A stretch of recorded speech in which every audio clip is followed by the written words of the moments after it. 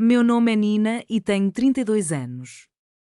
No dia em que depositaram meu marido, Michael, na terra fria do cemitério, eu fiquei ali, sozinha, cercada por olhares compassivos de completos desconhecidos. Nem um parente apareceu, nem meus pais, nem minha irmã, nem sequer Jéssica, minha melhor amiga desde a infância. Todos preferiram a festa de noivado da minha irmã Rachel. Quando o caixão se fechou sobre a terra, meu celular iluminou-se com uma mensagem da minha mãe: "Precisamos conversar agora." Logo abaixo, 22 chamadas não atendidas. E eu me pergunto, se você estivesse no meu lugar, o que faria? Michael e eu nos conhecemos no segundo ano da faculdade. Ele trombou em mim na biblioteca, espalhando meus livros de psicologia pelo chão. Em vez de pedir desculpas às pressas, ficou ali, juntando tudo e insistindo em me ajudar. Quando terminou, ofereceu-me um café como indenização. Aquele café virou jantar, que virou sessão de cinema, e dali brotaram 5 anos de casamento mais lindos do que eu jamais poderia ter sonhado. Mas nossa história teve barreiras. Na cabeça dos meus pais, Michael, filho de um mecânico e de uma enfermeira, não passava de um garoto trabalhador, honesto e de valores sólidos, qualidades que, para eles, não compensavam a falta de status. "Você pode conseguir alguém muito melhor, Nena", minha mãe repetia sempre que o nome dele surgia. "Pense no seu futuro, ele jamais poderá te dar o estilo de vida que você merece." Meu pai foi ainda mais direto: "Aquele rapaz não tem conexões, não tem herança, só terríveis empréstimos estudantis." Eu ignorei as críticas. Michael tinha exatamente o que importava, era brilhante, formou-se em engenharia com honras, trabalhando meio período para pagar as contas, compassivo, passava os fins de semana como voluntário num abrigo de animais e mamava de um jeito incondicional, apoiando cada sonho meu sem jamais me pedir para mudar quem eu era. Decidimos fazer um casamento simples, custeado por nós mesmos para não depender dos meus pais e suas condições. Eles foram, mas a frieza ficou evidente nos sorrisos forçados e nas poucas palavras dirigidas aos convidados de Michael. Minha irmã Rachel passou a maior parte da recepção mandando mensagens, lançando comentários maldosos sobre o salão modesto e o buffet econômico. Já Jéssica, minha madrinha e amiga de infância, oscilava entre as mesas, mas preferia a companhia de Rachel à minha. Mesmo assim, senti um alívio por ter alguém do meu passado ao meu lado. A vida a dois era exatamente o que eu sempre quis, até o dia em que tudo desabou sob a forma de uma tragédia que me deixou sozinha num mundo de olhares piedosos. Compramos um apartamento aconchegante no centro da cidade logo que nos casamos. Eu, coordenadora de marketing, e Michael, engenheiro de projetos em uma empresa de energia renovável, dividíamos o mesmo sonho: viajar sempre que pudéssemos, explorar cada cantinho urbano aos finais de semana e passar as noites tranquilos, planejando o nosso futuro. Queríamos 2 filhos, uma casa com quintal e, quem sabe, um cachorro. Sonhos simples, normais, mas para nós eram extraordinários porque íamos construí-los juntos. O contraste entre a nossa felicidade e o clima em casa com a minha família só aumentava a cada ano que passava.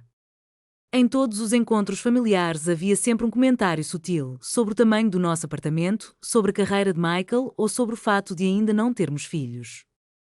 Enquanto isso, minha irmã Rachel recebia elogios intermináveis, sucesso em um renomado escritório de advocacia, amigos influentes circulando em seu círculo social e uma série de namorados endinheirados. "Quando vocês vão nos dar netinhos?", questionava minha mãe, empurrando o prato de comida no domingo de almoço. 10 minutos depois, porém, voltava-se para Rachel: "Filha, não tenha pressa. Concentre-se no trabalho, filho pode esperar." A hipocrisia era evidente, mas eu já estava acostumada. Sob a mesa, Michael apertava minha mão com aquela silenciosa demonstração de apoio que valia mais do que qualquer aprovação da minha família. E lá estava Jéssica, sempre presente, testemunha de todas as minhas frustrações. Ela tinha-me visto crescer submersa em comparações. Lembrava do dia em que meus pais nem apareceram na minha formatura do colégio porque era o recital de dança da Rachel. Lembrava dos meus presentes práticos de Natal e das roupas de grife e joias que Rachel recebia. "Sua família é difícil", Jéssica me confidenciou certa vez, depois de um dos jantares de ação de graças mais tensos que já tivemos. "Mas eles te amam do jeito deles." Eu acenei, sem acreditar totalmente, mas grata pela tentativa de conforto. Sem que eu percebesse, Jéssica passou a internalizar a visão deles, achando que eu merecia mesmo menos atenção e cuidado. Tudo isso mudou há 6 meses, quando Michael começou a sofrer fortes dores de cabeça e um cansaço inexplicável. Atribuímos o mal-estar ao stress e ao excesso de trabalho até o dia em que ele desabou durante a corrida matinal. O diagnóstico foi rápido e brutal: câncer no cérebro, estágio 4, com prognóstico de 6 meses a 1 ano mesmo com tratamento, e bem menos tempo sem ele. Liguei imediatamente para meus pais, a voz embargada. Ai, meu amor, que notícia horrível, disse minha mãe sem muita convicção. Já procuraram um segundo médico? Esses diagnósticos costumam ser tão dramáticos. Fica positiva, querida. Antes que eu me esqueça, a Rachel acha que o namorado vai pedi-la em casamento em breve. Quem sabe já estamos planejando uma festa. Em poucos segundos, o assunto deslizou de volta aos planos de casamento da minha irmã e a gravidade do diagnóstico de Michael foi simplesmente varrida para debaixo do tapete. Desliguei o telefone com o peito vazio, mas não surpresa. Quando contei tudo a Jéssica, ela reagiu com choque de verdade, lágrimas nos olhos e me deixa ajudar em qualquer coisa que soa tão reconfortante quanto inesperado. Com o passar das semanas, enquanto Michael enfrentava um tratamento cada vez mais intenso, Jéssica foi se tornando cada vez mais ausente. Surgiam sempre desculpas de última hora, prazos de trabalho inadiáveis, compromissos familiares, até problemas de saúde dela mesma. Prometo que venho te ver neste fim de semana, ela digitava em mensagens só para cancelar no momento de sair de casa. No hospital, Michael travava sua própria guerra com uma coragem inacreditável. A radioterapia deixava-o exausto e enjoado, a quimioterapia arrancou seus cabelos e 9 quilos de um corpo já magro. Eu tirei a licença médica da empresa, usei todas as nossas economias para estar ao lado dele dia após dia. Aprendi a administrar remédios, a montar uma dieta que ele conseguisse tolerar e a limpar tudo o que ele não conseguia manter no estômago. Fui enfermeira, pesquisadora, advogada dos seus direitos e, apesar de tudo, me esforcei para continuar sendo sua esposa, não apenas sua cuidadora. Enquanto isso, minha família se recolhia. Eu mandava atualizações constantes. Ele passou mal hoje de manhã, mas dormiu bem. Teve um pico de febre à noite, mas o medicamento surtiu efeito. As respostas eram curtas, quase mecânicas. Rachel, minha irmã mais velha, nunca apareceu uma única vez. Nossos pais fizeram uma visita de apenas meia hora após muita insistência minha. Ficaram ali, parados na sala, olharam o Michael adormecido no sofá e saíram parecendo aliviados por voltarem para casa. Já Jéssica apareceu apenas 2 vezes no hospital. Ficou menos de 1 hora em cada visita, inquieta diante dos aparelhos e visivelmente desconfortável com o estado dele. As pessoas reagem de maneiras diferentes em momentos de crise, Michael disse certa noite, enquanto eu chorava ao lado do leito. Tem gente que simplesmente não suporta ver quem ama sofrendo. Mesmo gravemente doente, ele tentava desculpar quem nos abandonava. Enquanto isso, os amigos dele iam à minha casa religiosamente. Os pais dele se mudaram temporariamente para a cidade para revezar comigo no hospital. O contraste entre o apoio que tínhamos e a distância da minha própria família não podia ser mais brutal. Foi então que veio mais uma notícia. Rachel estava oficialmente noiva de Bradford, um advogado de uma família abastada. Minha mãe ligou animada. Vamos fazer a festa de noivado mais linda do país. O clube vai ceder o salão e já fechamos o melhor buffet da cidade. Claro que você vai ser madrinha, não é? Quando é a festa? Perguntei, já sentindo peso na garganta. Daqui a 3 semanas, num sábado. O tempo ainda estará bom para as fotos do jardim, filha. Senti um nó no estômago. Mãe, o Michael não está bem. Os médicos dizem que podem ser apenas semanas. Silêncio do outro lado da linha. Minha filha, sua irmã só vai noivar uma vez na vida. Tenho certeza de que ele vai entender se você passar uma noite comemorando com a família. Ele está morrendo. A voz me falhou. Mãe, meu marido está morrendo. Então vamos sentir sua falta na festa. Vou falar com a Rachel para você mandar os parabéns. A festa de noivado caía exatamente naquele fim de semana em que os médicos haviam-me preparado para o pior. Era impossível me preparar para perder o amor da minha vida aos 32 anos. E, como se não bastasse, o quadro de Michael piorou muito rápido. O tratamento experimental em que depositamos nossas últimas esperanças falhou de forma catastrófica e ele teve uma convulsão que resultou em mais uma semana de internação. Quando finalmente o estabilizaram, o oncologista me chamou de lado no corredor do hospital. Desculpe, mas esgotaram-se todas as opções médicas, disse a doutora Patterson com os olhos gentis, carregados de um pesar sincero. A essa altura, nosso objetivo é mantê-lo confortável. Vocês deveriam considerar cuidados paliativos. Hospício? Aquela palavra que eu temia desde o diagnóstico soou como um verdito. Era admitir a derrota, aceitar o inevitável, o início do adeus. Naquela noite, instalei-me numa poltrona reclinável ao lado de Michael, sentindo cada sopro do seu peito subir e descer. Segurava sua mão, agora tão fina que as veias marcavam-se sob a pele quase transparente. Em seus momentos de sono, as linhas de dor ao redor dos olhos e da boca suavizavam e por breves instantes ele parecia novamente o homem vibrante que eu havia conhecido. Nossas economias haviam-se esgotado. Mesmo com o seguro, as contas médicas se acumularam e minha licença sem remuneração durava meses.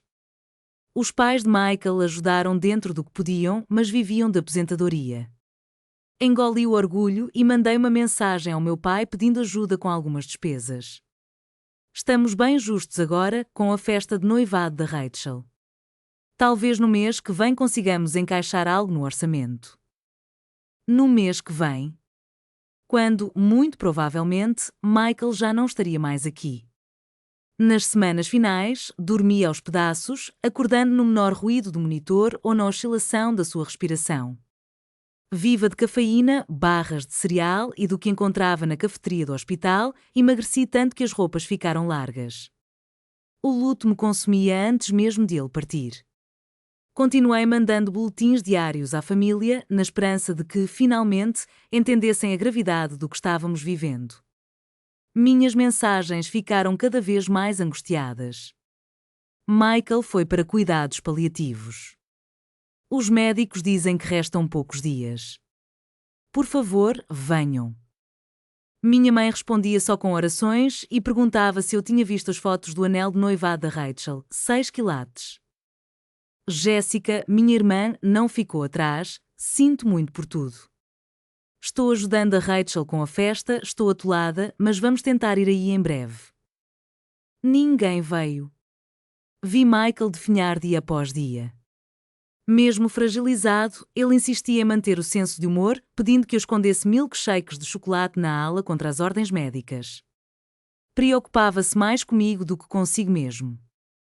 Promete que vai cuidar de você depois que eu me for, sussurrou num raro momento lúcido. Encontra felicidade de novo, Nina. Não deixe que isso acabe com você para sempre. Prometi, embora não conseguisse enxergar alegria num mundo sem ele. Na véspera da festa de noivado de Rachel, a respiração de Michael tornou-se dolorosa e entrecortada. A enfermeira ajustou a bomba de morfina, em tom suave explicou que esse era muitas vezes o sinal de que tudo chegava ao fim. Tremendo, liguei para meus pais. Mamãe, acho que ele vai se despedir hoje ou amanhã. Preciso muito de vocês aqui. Ah, Nina, suspirou ela, teremos visitas de fora para a festa. A Rachel ficaria arrasada se não estivéssemos lá para recebê-las. E mais uma vez, ninguém veio. Meu marido está morrendo, gritei ao telefone, surpreendendo a enfermeira do outro lado. Abaixo o tom, repreendeu minha mãe. Você está sendo dramática. Gente morre todo dia. Sua irmã só vai se casar uma vez. Desliguei, as mãos tremendo de raiva e incredulidade. Agarrei o celular de novo e disquei para Jéssica, minha última esperança de alguém que eu conhecesse para me amparar. Jess, me ajuda, por favor. Eu não consigo enfrentar isso sozinha. Nina, estou no salão com a Rachel, estamos fazendo cabelo para o casamento amanhã. Me perdoa, mas prometi a ela há semanas que participaria de todos os preparativos. Era tarde demais para mim. Às 3h27 da manhã, Michael finalmente se foi e estive ao lado dele, eu e os pais dele segurando suas mãos. Ele não lutou, a medicação manteve confortável e sua última frase consciente foi: "Obrigado por me amar." Fiquei ali, junto ao corpo dele, até o amanhecer, sem conseguir aceitar que a pessoa que eu mais amava no mundo tivesse partido, deixando apenas a concha vazia do que fora seu corpo. Quando o dia clareou, fui cercada pelo carinho dos meus sogros, cuja dor era tão profunda quanto minha, mas que carregavam anos a mais de experiência de vida. Juntos, contatamos a funerária que, relutantemente, já havíamos escolhido semanas antes. Eles ficaram ao meu lado até a equipe levar o corpo de Michael, sustentando-me quando minhas pernas fraquejaram. No silêncio pálido da manhã, olhei o celular. Nenhuma mensagem da minha família, provavelmente todos descansavam para o grande dia da Rachel. Mandei uma única mensagem no grupo: Michael faleceu há algumas horas. Aviso sobre o funeral em breve. Meu pai respondeu primeiro: sinto muito pela sua perda. Vamos pensar em vocês hoje. Nem uma palavra de apoio concreto, nenhum o que posso fazer? Só um aceno distante. Minha mãe, que notícia triste. Aviso sobre o funeral. Hoje estou ocupada com os preparativos da festa. Rachel simplesmente não respondeu. Jéssica mandou mensagem privada: Meu Deus, Nina, sinto muito. Precisa que eu vá aí? Antes que eu pudesse responder, veio outra. Esqueci, prometi à Rachel que ajudaria a decorar o salão hoje cedo. Posso passar depois da festa? Não respondia nenhuma. Não havia palavras que coubessem no vazio que eu sentia. As 48 horas seguintes foram um borrão de decisões dolorosas. Algumas semanas antes, em um raro momento de lucidez, Michael já havia falado de seus desejos. Algo simples, cremação, um serviço breve com sua música favorita, nada de cerimonias religiosas. Queria que eu espalhasse parte de suas cinzas no lago Michigan, onde celebramos nosso primeiro aniversário. Na funerária, o diretor foi gentil, porém frio e burocrático. Caixão ou urna? Qual modelo? Deseja um folheto de homenagem? Quer publicar um obituário? Cada escolha era um golpe final no meu coração já dilacerado. Os pais dele me auxiliaram como puderam, mas deixaram claro que, no fim, as decisões eram minhas, como esposa e companheira de toda uma vida. Optei por um caixão de madeira simples para a despedida, uma urna de cerâmica azul para combinar com os olhos dele, e autorizei um obituário que me pareceu miseravelmente insuficiente para resumir uma vida tão extraordinária e interrompida cedo demais. Agendei o funeral para terça-feira, 3 dias após a morte dele, parecia um intervalo justo depois da festa de noivado da Rachel no sábado. Agora que a tão esperada celebração havia terminado, meu próprio luto finalmente receberia atenção.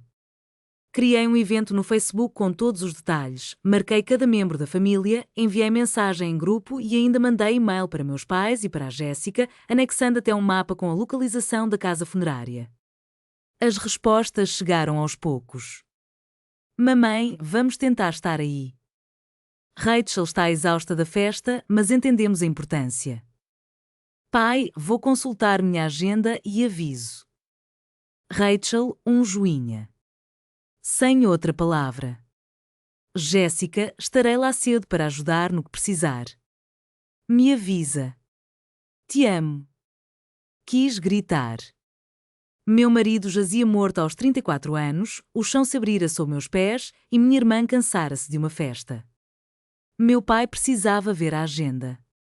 Só a Jéssica oferecia um alento real, mas aprendi a domar as expectativas.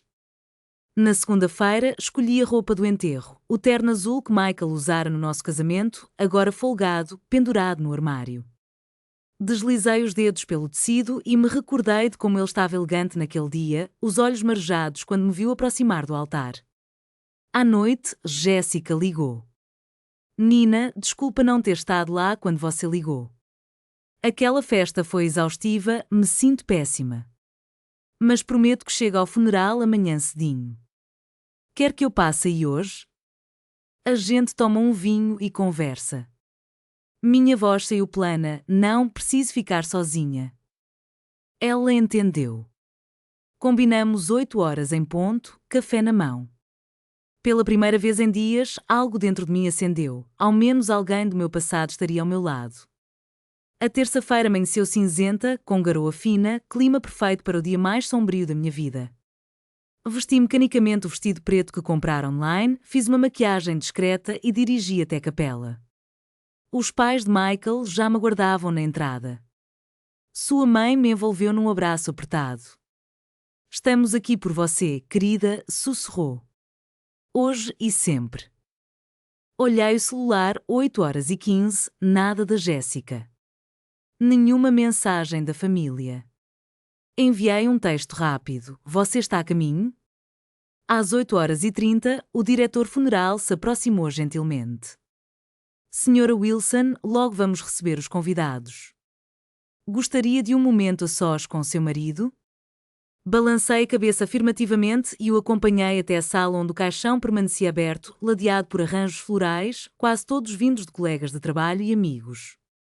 Havia um grande buquê dos pais de Michael e, ao lado, o pequeno buquê que eu escolhera, rosas brancas misturadas a miosótis, as flores preferidas dele. Fiquei olhando cada pétala, esperando encontrar algo da minha família. Mas não havia nem um cartão de pêsames. E, quando o primeiro convidado entrou às 9h em ponto, soube que eu estaria sozinha naquela multidão de desconhecidos unidos apenas pela dor. Era 9h30 quando cheguei à capela.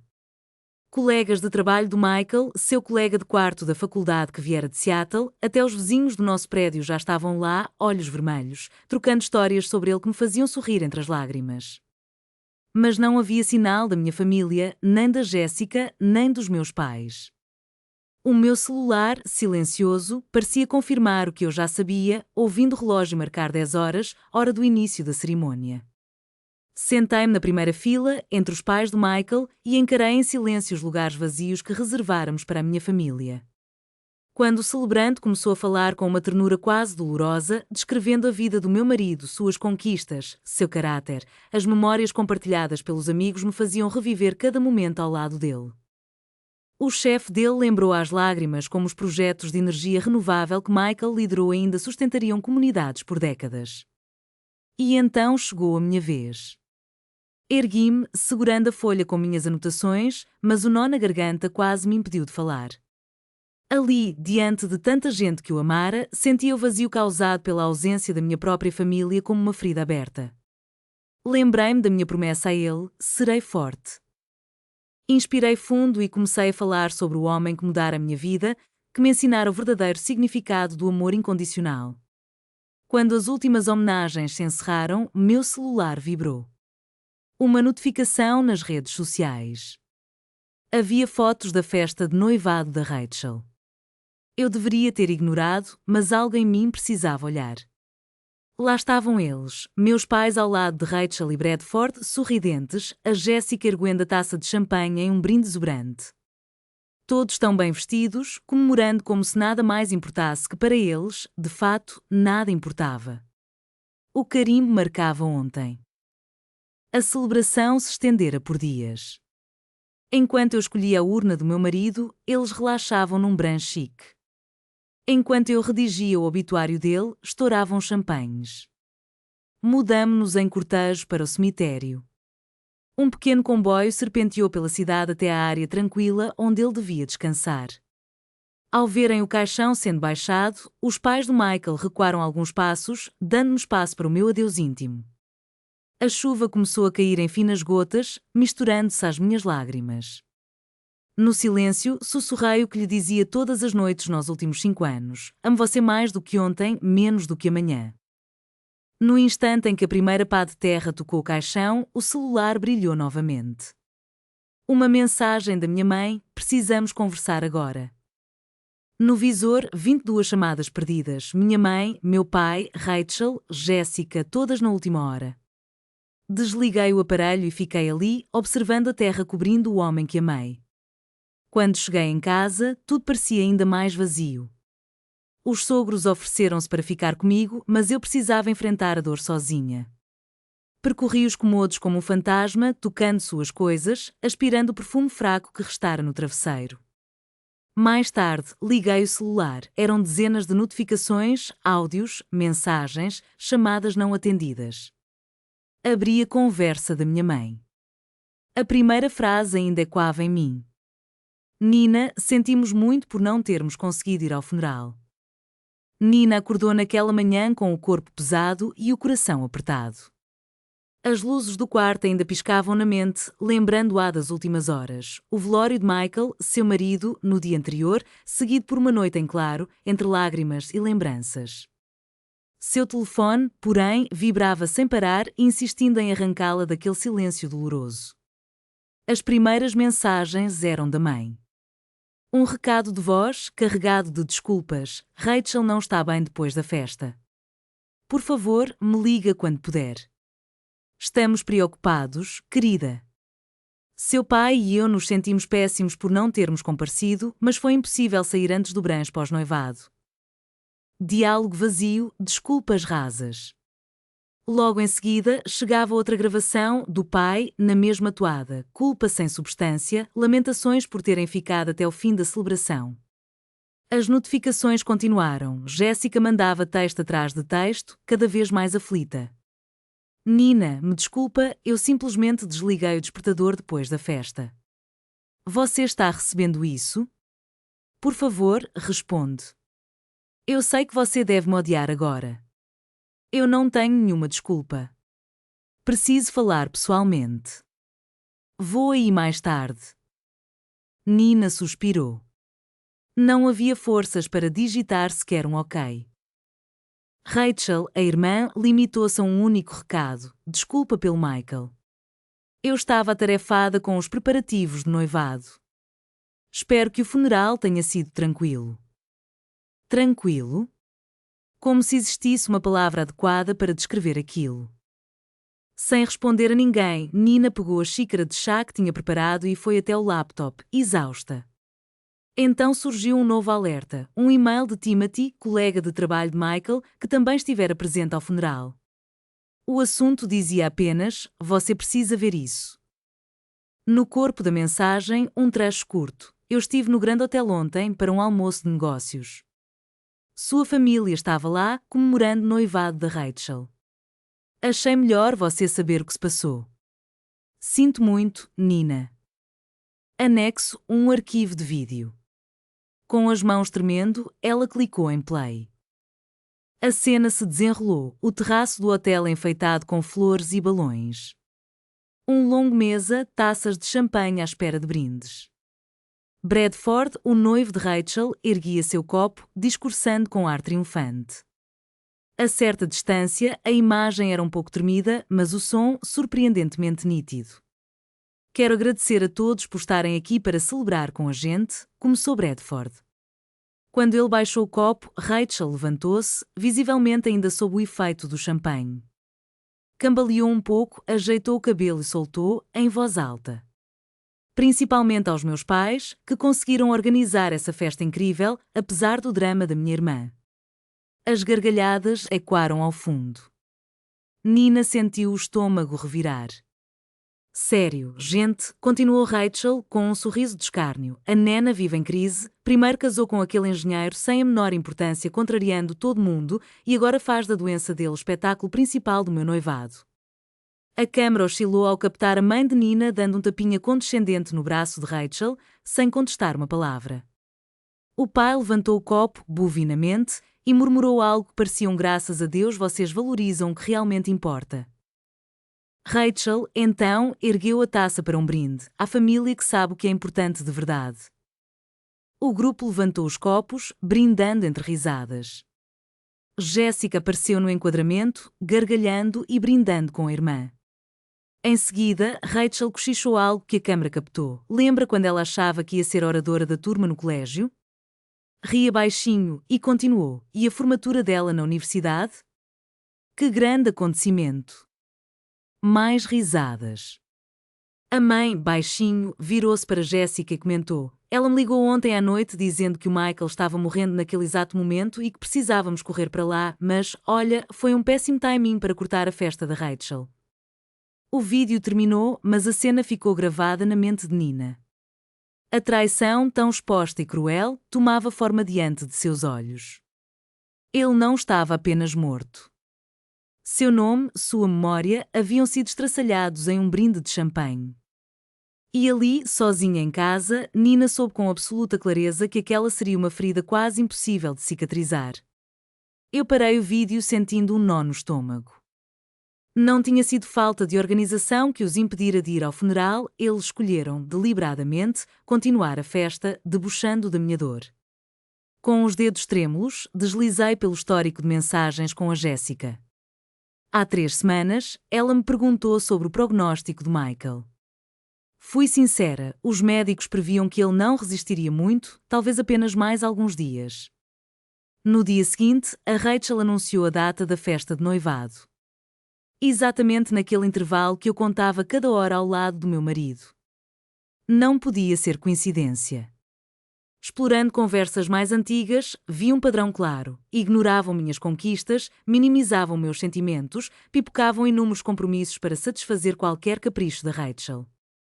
Michael enxergara tudo desde o início. Eles não te tratam com um mínimo de respeito, ele disse logo que começamos a namorar. Eu, ainda acuada, sempre os defendia. Quando a noite caiu, meu celular apitou de novo. Era minha mãe, seu pai e eu precisamos conversar sobre o trust familiar. Vamos fazer algumas alterações e precisamos da sua assinatura. Você pode vir amanhã? Respirei fundo e liguei para a Susan, colega que virou amiga ali nos dias em que Michael esteve doente. Ela tinha ido ao meu lado no funeral e se oferecera para vir até aqui se eu precisasse de companhia.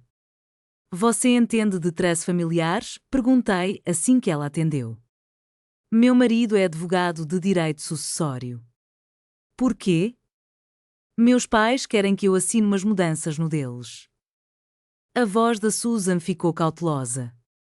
Não assine nada sem ler com atenção, Nina. Ainda menos agora, tão frágil. Quer que o Richard dê uma olhada? Ele não se importaria? De jeito nenhum. Sempre diz, luto e documentos legais nunca combinam. Antes que eu respondesse, a campainha tocou. Espiei pelo olho mágico e vi a Jéssica na varanda, segurando flores e uma garrafa de vinho. Alguém chegou, avisei. Te ligo depois. Por um instante, cogitei não atender, mas havia algo dentro de mim que ansiava por um confronto. Empurrei a porta só o suficiente para impedir que ela entrasse. Jéssica estava com os olhos vermelhos, a maquiagem borrada. Nina, me desculpa tanto. Deixa eu explicar. Explicar o quê? Que vocês escolheram uma festa em vez do velório do meu marido? Que riram quando minha irmã debochou de Michael agonizando? O rosto dela empalideceu. Do que você está falando? Vi o vídeo ontem, no Branch. Ouvi suas risadas. E suas palavras. Eu só estava fingindo, sabe como a Rachel fica se você não concorda com ela. Não sei porque eu não traio quem amo para agradar a outros. O olhar de Jéssica endureceu. Você sempre foi tão julgadora, Nina. Tão certinha, tão martirizada. A Rachel tem razão, você faz tudo girar em torno de si. Meu marido morreu, gritei, já sem me importar com o que a vizinhança ia ouvir. Ele morreu e nenhum de vocês se importou bastante para estar lá. No pior momento da minha vida, eu estava sozinha.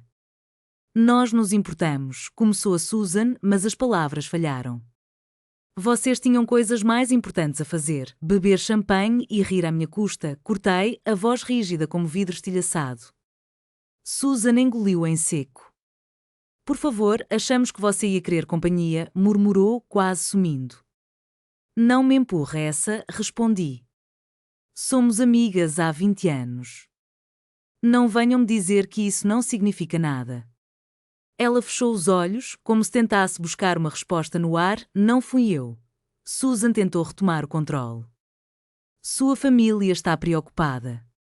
Mandaram-me verificar se você está bem e levá-la para casa. Esta sou eu em casa, retruquei, fazendo menção de fechar a porta. E eles não são mais minha família. Nem você. A porta bateu contra a moldura. Senti o corpo sacudido por soluços que há muito pediam passagem. A última ilusão havia ruído, eu estava verdadeiramente sozinha, abandonada por quem deveria me amar desde que nasci. Aquela noite foi o mais sombrio capítulo da minha vida, ainda mais escura que a própria morte de Michael. Pelo menos, naquele momento, eu acreditava que tinha a quem recorrer. Agora sabia que estava só. Na manhã seguinte, acordei com incontáveis chamadas perdidas e uma mensagem do meu pai: às 11 horas estaremos aí. Precisamos resolver essa situação. Fingi ignorar, mas sabia que eles viriam mesmo assim. Graças a Michael e ao sistema de câmaras que tanto insistira em instalar, pude confirmar quem esperava do lado de fora antes de atender. Eram meus pais, Rachel e Jessica, aglomerados na varanda, os rostos mascarando intenções. Antes das 11, liguei para Richard, marido da Susan, que revirara durante a madrugada os documentos do truste familiar enviados pelos meus pais. Fico feliz que tenha-me procurado, ele disse com voz grave. Essa emenda basicamente te exclui do espólio e transfere sua parte para a Rachel. Eles precisam da sua assinatura porque o documento original garante divisão igual entre os dois filhos. Querem que você abra mão da herança no dia seguinte ao funeral de Michael. O cinismo me deixou sem fôlego. Não vou assinar nada. Mas vou contratar meu próprio advogado para revisar tudo o que envolver finanças nesta família. Quando o relógio marcou 11, toquei a campainha. Suspendi a respiração e abri a porta.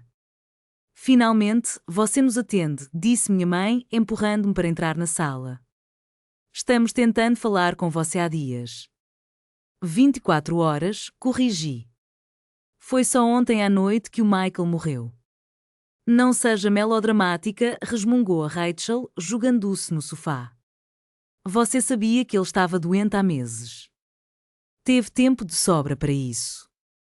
Meu pai remexeu a pasta, desconfortável. Jéssica, a irmã mais nova, ficou encostada na porta, sem coragem de me encarar. Por que estão aqui?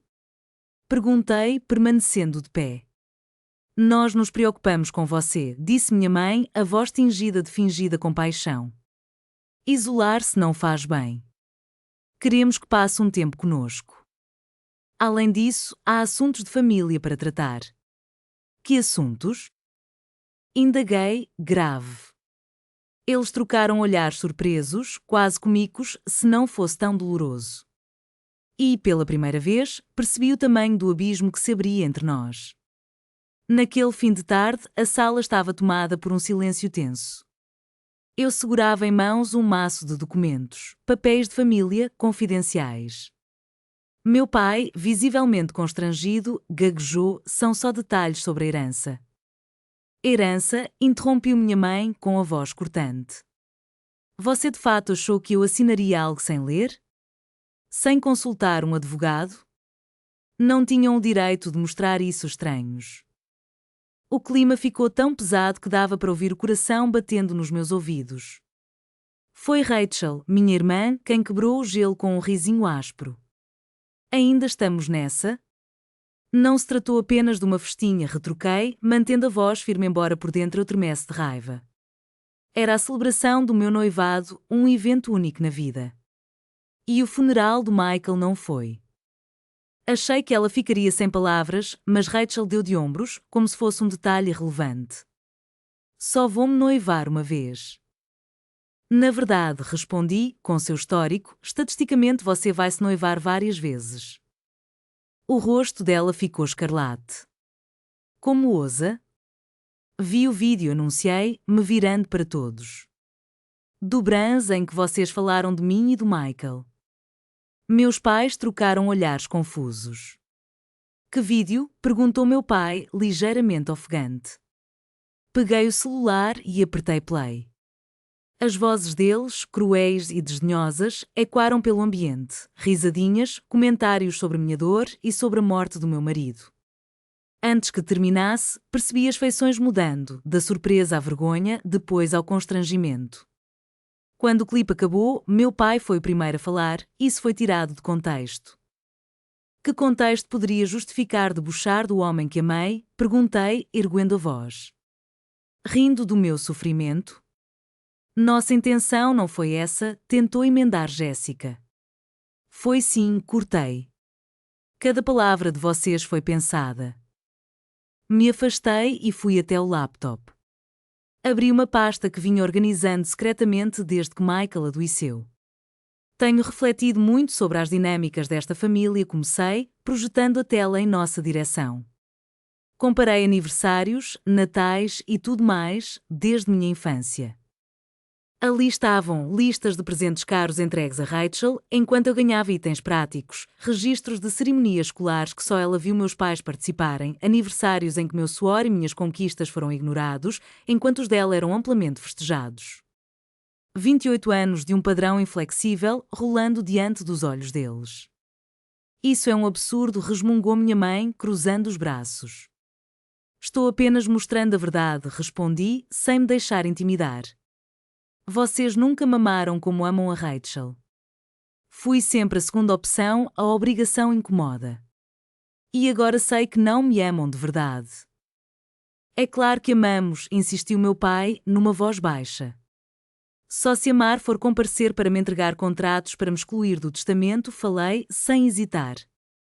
No dia seguinte ao funeral do meu marido, no qual nenhum de vocês apareceu. Isso não é amor. Rachel se levantou bruscamente, impaciente. Vamos logo com isso? Assina logo os papéis. Não é como se você precisasse do dinheiro. Com o seguro de vida do seu marido, a frieza na voz dela me deixou por um segundo sem fôlego. Respirei fundo e, com um tom baixo mas intenso, disse, saiam. Vocês três, saiam da minha casa. Não precisa exagerar, tentou meu pai. Saíam, repeti, mais alto, deixando que toda a raiva reprimida nos últimos anos explodisse de uma vez. Passei a vida inteira tentando ser razoável. Aceitei ser a segunda opção, a ignorada. Mas acabou.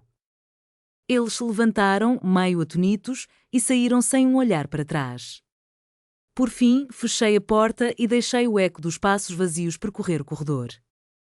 A sensação de alívio, embora dolorosa, invade o meu peito. Ao menos, pela primeira vez, falar a verdade, e for ouvida. Abri a porta e segurei-a no batente, sentindo o peso de cada palavra que sairia dali. A partir daquele momento, eu não tinha mais família, nem pais, nem irmã, nem amiga de infância.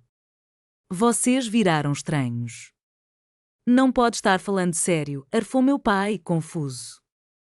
Nós somos sua família. Família não faz o que vocês fizeram. Família aparece, apoia nos lutos, ama incondicionalmente.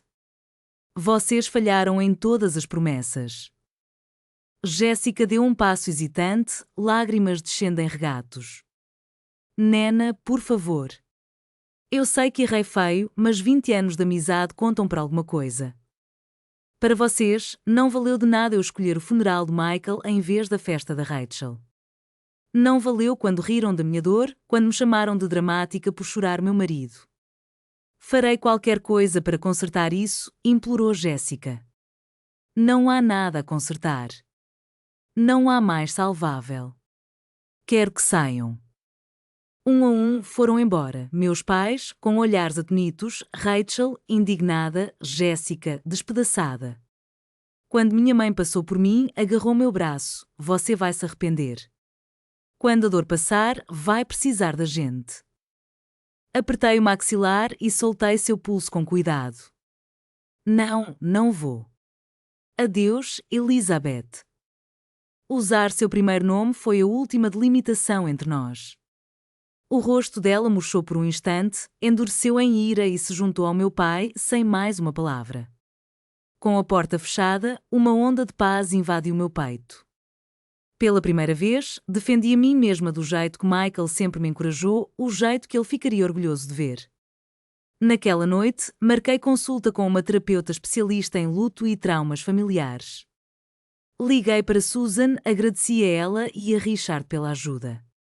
Pesquisei grupos de apoio para jovens viúvas e para quem rompeu com famílias tóxicas. Minha nova vida nascia das cinzas de tudo que perdera, mas, pela primeira vez, eu me colocaria em primeiro lugar.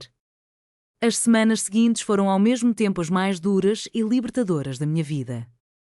O luto chegava em ondas. Às vezes, me pegava soluçando na gôndola de cereais, buscando a granola favorita de Michael. Em outras, desmanchava em lágrimas enquanto dobrava suas camisetas, ainda impregnadas do cheiro dele. Minha terapeuta, doutora Laurel Anderson, me ajudou a entender. Eu vivia dois lutos profundos ao mesmo tempo, a perda de meu marido e a de minha família de origem. Chamou aquilo de luto complexo. Você experimentou o que chamamos de luto deslegitimado, explicou. Sua dor não foi reconhecida nem amparada por quem deveria ser seu apoio principal. Isso agrava o trauma. 3 semanas após o funeral, entrei pela primeira vez na sala de reuniões do grupo de apoio a viúvas. Foi um dos passos mais aterrorizantes que já dei. Admitir que eu pertencia àquele espaço tornou a morte de Michael real de um jeito completamente novo. Éramos 8 mulheres, da faixa dos 20 até aos 70 anos, unidas por um laço invisível feito de saudade e de perda. Não importava a idade, o que nos juntava era a experiência amarga de assistir alguém que se ama esmaecer diante dos próprios olhos, o labirinto de formulários para certidões de óbito seguradoras, as perguntas bem-intencionadas, mas cortantes, de quem se aproxima para saber: você já está saindo com alguém? Já superou? Foi naquele grupo que conheci a Sarah. Tinha 36 anos e estava viúva havia quase um ano, depois que o marido sofrera um infarto súbito. Havia nela um humor ácido e um jeito prático de encarar o luto que me soou como salvação.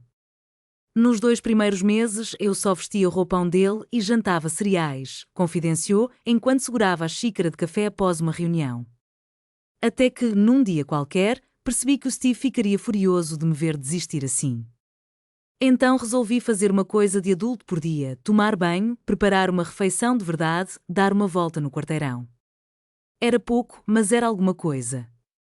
Abracei sua estratégia de um gesto de adulto diário. Em alguns dias, aquilo era tudo o que eu conseguia. Em outros, me surpreendia realizando bem mais. Voltei ao trabalho em meio período, grata por um chefe compreensivo que me ofereceu horários flexíveis. Meus sogros também foram um apoio constante. Às vezes, a mãe de Michael aparecia com cestas de cookies caseiros e mimos para me arrancar um sorriso. O pai dele, munido de paciência, me guiava pelos formulários de seguro e consertava o que estivesse quebrado em casa, tarefas que o Michael adoraria fazer. Você sempre será nossa filha, repetia Sharon, abraçando-me com ternura em cada visita. Nada disso muda porque o Michael se foi. Foi então que percebi o contraste doloroso com minha própria família. Meus pais haviam tentado ligar algumas vezes depois de nossa briga, deixando recados sobre curar a mágoa e retomar o convívio. Eu não respondi. A Rachel mandou uma única mensagem: você está sendo ridícula. Ligue para mamãe e papai e peça desculpas. Jéssica foi mais insistente. E-mails, torpedos, até cartas manuscritas cheias de remorso, implorando uma nova chance. Li tudo, mas só senti um vazio onde antes havia amizade. Dr. Anderson, minha terapeuta, me lembrou que estabelecer limites não é guardar mágoas. É proteger-se de quem já provou que não sabe lidar com sua vulnerabilidade. 4 meses após a morte de Michael, tomei a decisão mais difícil: vender nosso apartamento. Cada canto guardava memórias doces e doloridas demais. Acabei encontrando um lugar menor, do outro lado da cidade, perto de um parque que eu e ele costumávamos visitar. No dia de embalar o nosso quarto, descobri, na gaveta do criado mudo, um envelope lacrado. Dentro havia uma carta que ele escreveu nas últimas semanas, quando ainda tinha forças para segurar uma caneta. Minha querida Nena, começava: se você está lendo isto, é porque eu me fui e você enfrenta a vida sem mim. Sinto muito por te deixar. Amar você foi a maior alegria e o maior privilégio da minha existência. As palavras dele se derramavam por 3 páginas, como se cada linha fosse um abraço que atravessava o papel, recordava nossos momentos juntos, me incentivava a reencontrar a alegria e repetia sua confiança inabalável na minha força. Você é muito mais forte do que imagina, escreveu ele. Vi você se curvar, mas jamais se quebrar diante da indiferença da sua família. Agora, use essa força para si mesma, não apenas para resistir, mas para florescer, para construir uma vida cercada por quem vê a beleza do seu coração, como eu sempre vi. Eu apertei aquela carta contra o peito e chorei, mas também senti uma conexão profunda com ele. Naquelas palavras, ele continuava sendo meu guia, meu amor e meu maior apoiador. Aquele bilhete virou meu talismã. Eu o levava comigo às sessões de terapia e aos grupos de apoio nos dias mais difíceis, quando a saudade ameaçava me afogar. A fé de Michael em mim tornou-se o alicerce sobre o qual, aos poucos, reconstruí minha vida. 6 meses depois de perdê-lo, inscrevi-me num programa de voluntariado no hospital onde ele fizera tratamento. 2 vezes por semana, sentava-me ao lado de pacientes de câncer durante a quimioterapia, oferecendo uma conversa ou, simplesmente, minha presença silenciosa. No início, era doloroso, cada sorriso, cada suspiro lembrava a luta de Michael. Mas, com o tempo, encontrei cura ao canalizar minha perda em apoio a quem enfrentava batalhas semelhantes. Foi lá que conheci Elaine e Frank, um casal nos seus 60 anos que perderam o filho para a doença 5 anos antes. Eles me acolheram como se fosse filha, convidando-me para seus almoços de domingo, dando-me um carinho parental que jamais soou forçado ou condicional. O luto une as pessoas de modos estranhos, disse Elaine certa noite, enquanto lavávamos as louças juntas. É como entrar num clube ao qual ninguém gostaria de pertencer, mas, uma vez dentro, você descobre uma família que nem imaginava ter. Na mesma época, percebi que escrever sobre luto e recomeço era um talento meu. O que começou como diários íntimos transformou-se em posts num blog que alcançaram leitores que também sofriam perdas. Daquele espaço virtual nasceu uma comunidade de corações partidos que se apoiavam mutuamente, uma nova fonte de afeto e compreensão. No primeiro aniversário da morte de Michael, meus sogros vieram-me visitar. Fomos juntos até o lago Michigan, onde espalhamos parte de suas cinzas, conforme seu último pedido. O dia estava claro, a água exibindo um azul intenso, igual ao do vaso em que guardávamos lembranças dele. Ele teria amado este dia, disse seu pai, envolvendo meus ombros num abraço. E teria se orgulhado de você, acrescentou sua mãe. A fala deles me encheu os olhos d'água, mas, pela primeira vez, a tristeza soou administrável, não desaparecida, jamais, mas entrelaçada em cada fio da minha existência, em vez de me consumir por completo. Naquela mesma noite, recebi um e-mail da minha mãe. O assunto era seco, emergência familiar. A mensagem, mais ainda, seu pai sofreu um ataque cardíaco. O casamento da Rachel está adiado. Precisamos da sua ajuda para quitar as despesas médicas. Ligue, por favor.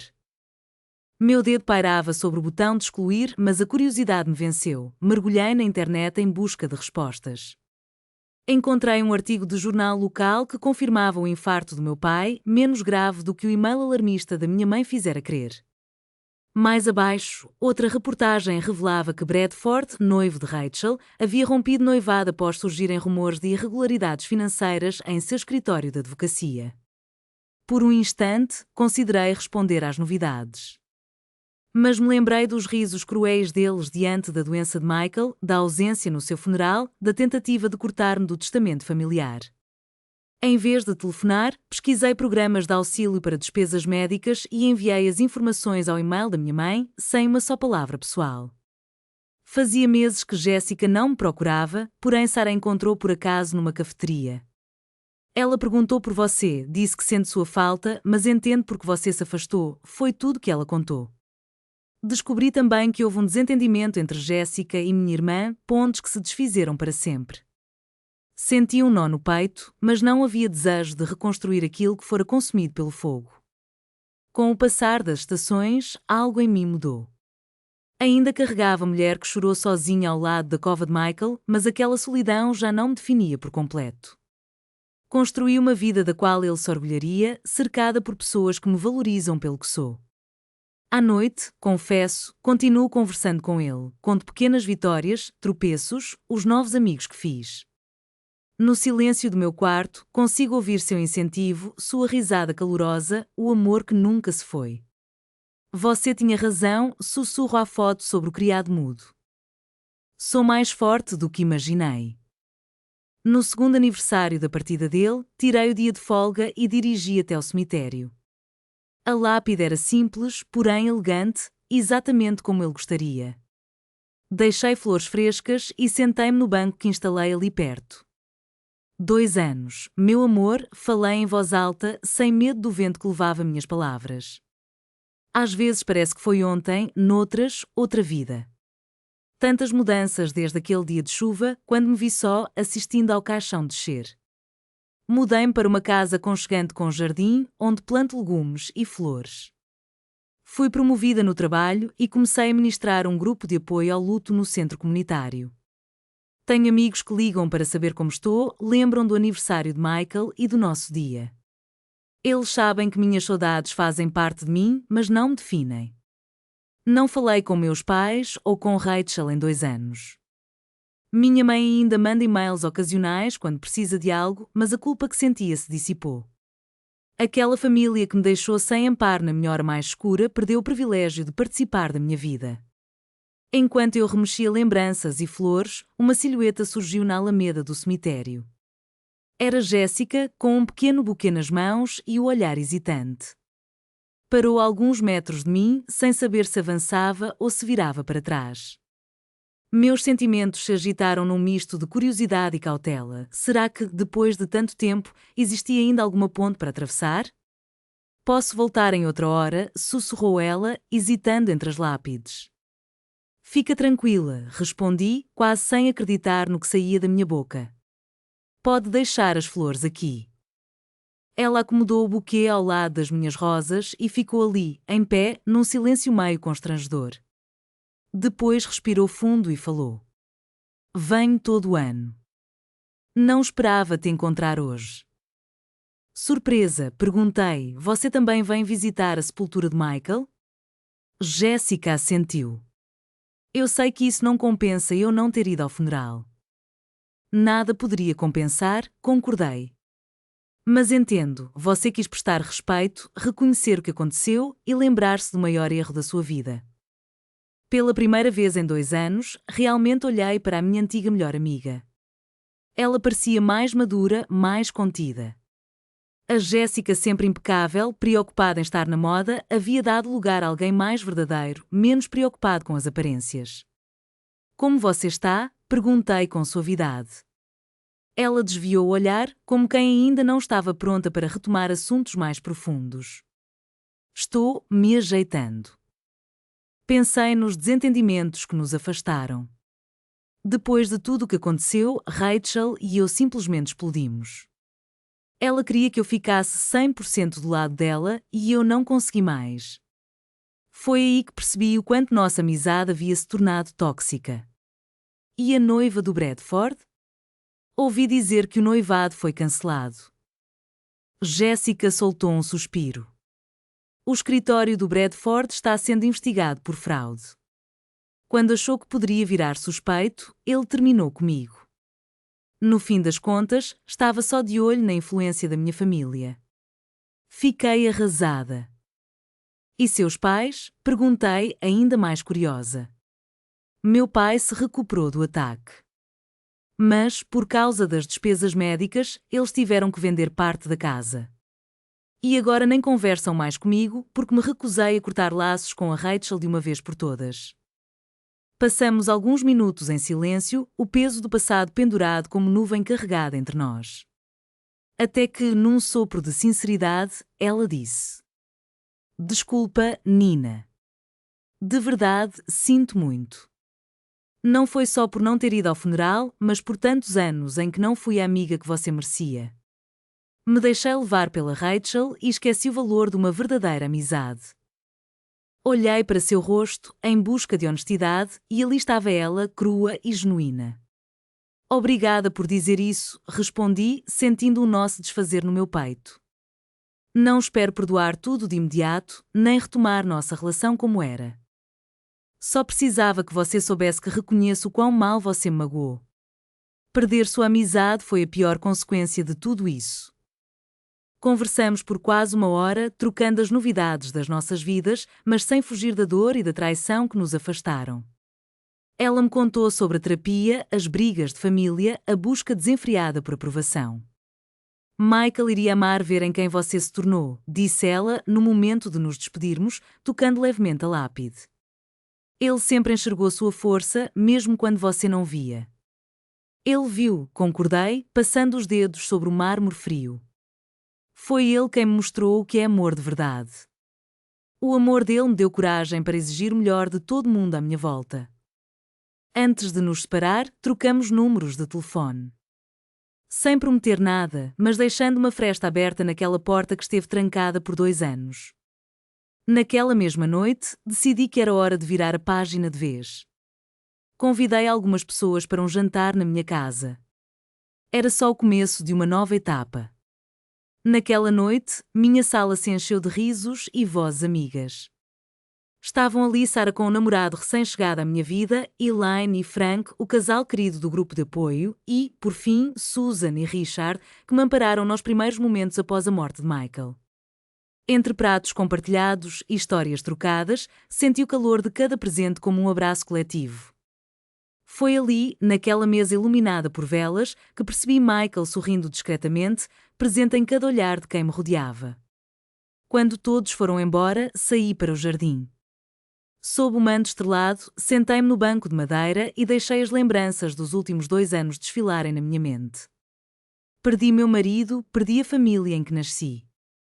Enfrentei traições, senti o abandono cortar mais fundo do que eu jamais imaginara. Ainda assim, ali estava eu, não apenas sobrevivendo, mas tecendo um novo enredo repleto de significado e laços verdadeiros. Descobri, no caminho árduo da dor, que família não se define por laços de sangue ou papéis oficiais. Família são as pessoas que aparecem quando as lágrimas insistem em cair, aquelas que acolhem seu sofrimento sem pressa de consertar nada, que celebram suas vitórias sem sombra de inveja. Aprendi também que traçar fronteiras não é egoísmo, e sim um ato de amor próprio. Perdoar não obriga a reatar elos rompidos. Há feridas que só cicatrizam com distância, e tudo bem se for assim.